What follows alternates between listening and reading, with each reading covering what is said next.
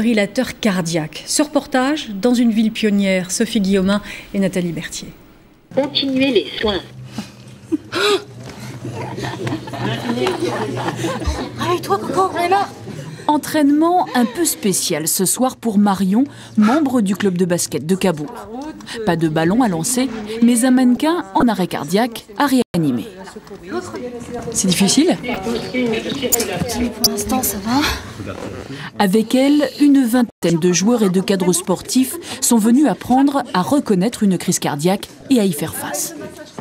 En tant qu'entraîneur de jeunes, je m'en voudrais toujours si un jeune de mon équipe ou d'une autre équipe a un accident, de ne pas savoir faire les gestes nécessaires pour le sauver. Les stagiaires s'initient au massage cardiaque, au bouche à bouche, mais surtout à ce que personne ici n'avait encore testé, l'utilisation d'un défibrillateur automatique.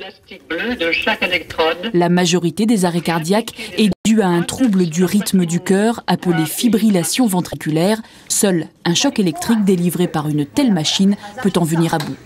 Ne touchez pas le patient. Là, il me demande de ne pas toucher le patient. Évaluation du rythme cardiaque. Il analyse le rythme cardiaque. Et suivant ce qu'il trouve, il va me dire qu'il choque ou on va masser. Le gymnase dispose de son propre défibrillateur, tout comme le casino ou l'hippodrome. Au total, une quinzaine de sites sur Cabourg, ville pionnière. C'est un cardiologue qui a eu l'idée de les mettre en place, désespéré de voir qu'en France, faute d'intervention rapide, le taux de survie après un arrêt cardiaque n'est que de 3%, 10 fois moins qu'aux États-Unis où on en trouve partout. Vous avez 10 minutes pour suppléer les fonctions vitales du cœur. Au bout de 10 minutes, le cerveau n'est plus alimenté, et en oxygène et en sang, et à partir de ce moment-là, il ne fonctionne plus et il est mort.